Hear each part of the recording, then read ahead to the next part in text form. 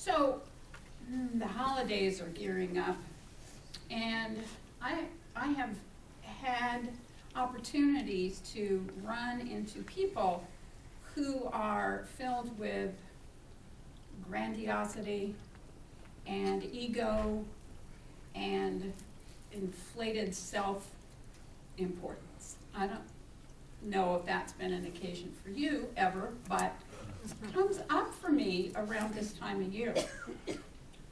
And I'm reminded actually of my grandma, Hetty R., whom I adored, and my dad, Daddy Al, whom I also adored. And when I was little, I would start off to go somewhere, maybe to school for the first time, or to go to a birthday party. And they would say to me, "Be sure and tell them who you are." And I foolishly took that to be something I should do.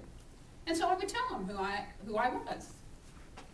And invariably that met with glassed eyes and So yeah. I was not as important as my grandma and my daddy thought that they were. We came from a small town, and they'd been in that town forever. And when you told people who you were, then there was an immediate supposed response of respect, which never came my way. So I stopped doing that. And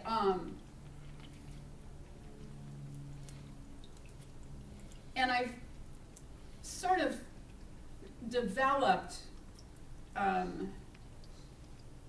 level of humility that I think suits me better than telling you who I am. Wayne Mueller, in his book about Legacy of the Heart, quotes Kurt Vonnegut, who described human beings as sitting up mud. I like that. So the idea is that we are all, according to the original biblical story, shaped from mud and spirit, meaning that we are close to the earth. And there is a humbleness about our nature that keeps us connected to the earth and also of spirit. But I found that the less I talk about myself, probably the more respect I gain. Wayne Mueller, in this same article or story, says this: "There have been times when I wanted to show someone what a marvelous, insightful teacher and healer I turned out to be. I want whoever is with me to be impressed with my wit and my wisdom as a counselor, and to subtly hold them hostage until they are suitably moved by my skillfulness in magic. I play the Wizard of Oz, complete with light and smoke and booming voice. All the while I am simply a frightened little boy, pulling levers and pulling buttons, hoping it all works, hoping that no one will pull back the curtain, hoping I won't get caught. But I've already been caught, because I've turned them into an object of my game rather than an object of my heart." I think that when I find myself as being an object of someone's game, my initial reaction is to push against that. When in fact, the simple thing to remember is they're all little boys or little girls playing at being the Wizard of Oz. And so the way to save a starfish, one person at a time, is to lean into them. When people are so needing attention and validation and verification, rather than pushing away, leaning into them and knowing the truth of what they're calling for and what they're crying for. They're calling and crying to be recognized as the spirit that they are. It doesn't cost me a thing to do that. It's easy to do that. And what I need to remember always is that we are cosmic brothers and sisters. We are all from the earth and from the spirit.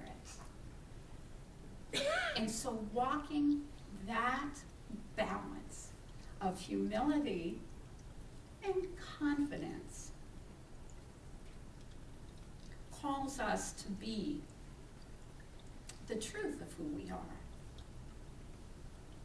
Somehow or other, the holidays brings out the most pronounced aspects of people's little boys and little girls, wizards of Oz. And I encounter them every year. Those that want to be right, those want to tell me what to do, how to be bossy, those that are angry, those that really are ego-driven. That all becomes more exacerbated in the holiday season. I don't know if you've noticed that or not. You know, when we gather our families together, there they are, all representative. We know them. Or maybe you are luckier than I to come from a family that is functional. Huh? So rather than resisting, rather than pushing back, the trick is to lean into it and to love and admire and appreciate people for their idiosyncrasies, for their needs to be acknowledged and recognized. So, you know, if there's somebody that's bossy and wants to tell you what to do, acknowledge them. Wow, what a good idea that is. Or if they're angry, allow that to be. As I said, it doesn't cost me anything at all, because we're all mud babies, shaped in the spirit and the likeness of God, and there's nothing that we have to do. There's no action that we have to take. We're all lovable just the way we are. Rick Warren, who is a really popular Christian, says this. He says, humility isn't thinking less of yourself, it's thinking of yourself less. So, I don't know, it's just easier to be humble, don't you think? It's easier just to sort of relax into who we are and not try to have to impress people and not have to joust and fight for attention and recognition. It's just so much easier just to lean into it. If people are gonna come to a place that they admire and respect me, and I'm using myself as the grand me, I don't have to tell them about it. I have to show them and demonstrate it. So my honor and respect comes from my behavior of humble means. I don't have to tell you who I am, because absolutely, immediately, you know. When I was in the book business, Lama Siri Das had come to sign books, his Awakening the Buddha Within. And there was a Sikh who came to the signing, and that Sikh had been in and out of the store for a month or so. And he was frankly just a pain in the. And so when Lama Suri Das came, he wanted to meet him and he wanted to take him to lunch, and he was rude to all of the staff, and just rude. And so someone of the staff said to the Lama, "Oh, what a pain he is." And the Lama said, "Oh, I don't know. He seems to be sincere enough." And that really struck me, because this man had been warding everybody and was really warding the Lama, but, oh, I don't know, he really seems to be sincere enough. And I think that's the truth for all of us. In our own way, in our own need for approval and recognition, we all seem to be sincere enough. And you know, in the Course of Miracles, they say that every act is either an act of love or a call for love. And so in that grappling for attention, for being right, for being angry to get my way, in all of that, in people's misbehaviors and acting out, they are always just looking for love. And the way to solve that easily and effortlessly is to lean in them and give them the love that they're calling for. It doesn't cost me a thing. Just allowing people to call out and answering that call is really the spirit of the holidays. It is the way of living in the light, to allow harmony and peace to prevail in your home and in your life. Because the more we push against people, the more they push back. And wars start that way.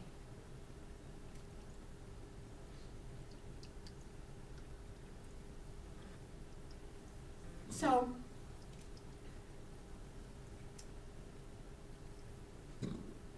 the I Ching has this to say that I want to share with you.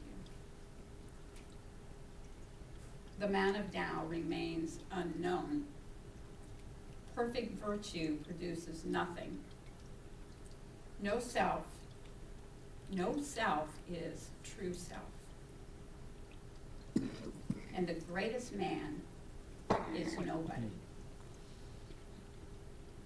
So the whole I Ching, the whole Tao, is about that kind of humility, of being in the flow, of not resisting, of not pushing back, but being gentle and standing in the truth that we are all one, that we are all mud babies. We're connected from that cosmic beginning.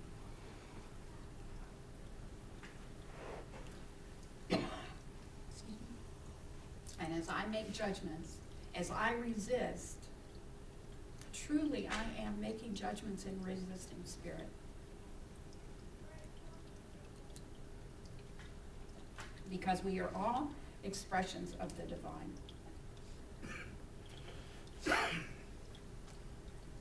So as I open my heart, and I keep my heart open to those people that are kind of rough and friction causing, I am actually keeping my heart open to the divine.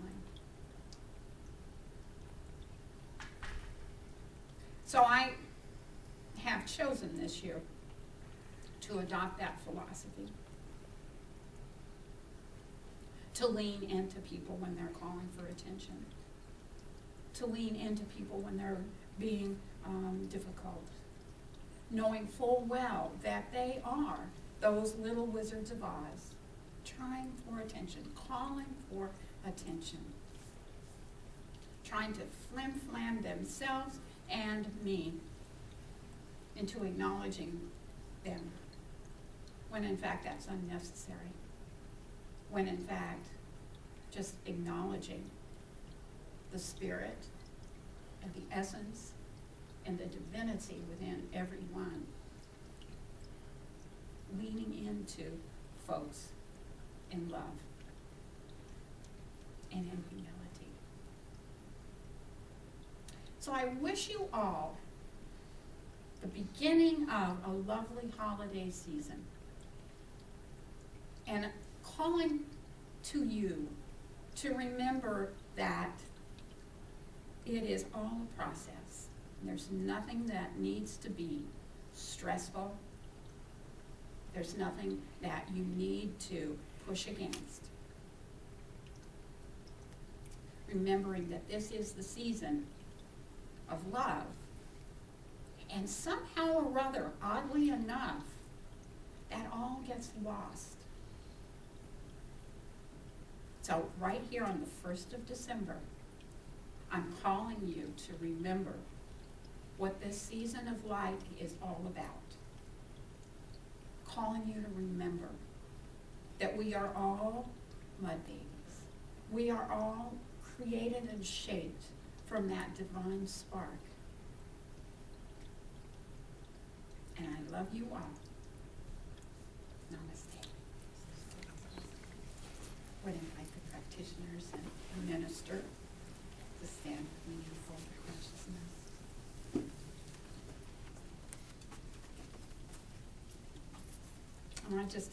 I want to acknowledge and appreciate the practitioners and our minister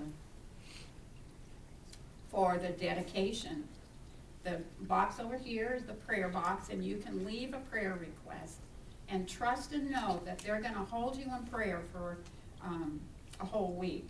So the way it happens is that after the service, after a little chit chat, they take those prayer requests in the back and they pray over them, and then they continue praying. Each one prays for all of the prayer requests for a week. And amazing, miraculous, wonderful things happen. So if that doesn't sound good enough to you, if you feel like you have more need, make an appointment and see one of them. Because they absolutely know how to step aside and step out of the effect and create a new cause on your behalf. So, join me. As I allow myself to settle into that place and that space where I'm connected with the cosmic essence, the divine idea, the creative force and source of all things. I allow myself to step into the enchanted center of God's love and protection. As I truly know that my thoughts, my words, my ideas, and my visions are creative. And as that's true for me, I know it is true for each one here. And so with dedication, I remain vigilant in allowing my mind to know the highest and best. And if I wander off track, as I'm prone to do, I call myself back to that truth, that I am a divine expression of the One. And I call myself back to the knowledge and the knowing that my words are creative. My thoughts are creative. And just as the creative essence molded and shaped those mud babies, my words, my thoughts, my ideas are molding and shaping my life. And so I am careful of what I think, what I say.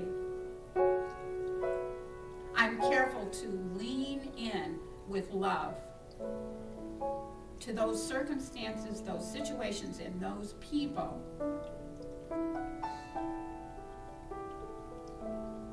that are calling for love and attention.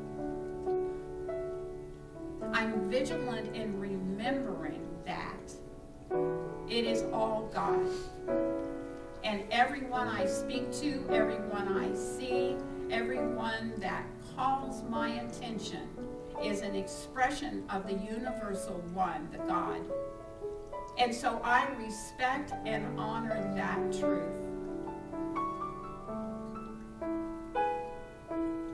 And I forgive myself when I am forgetful.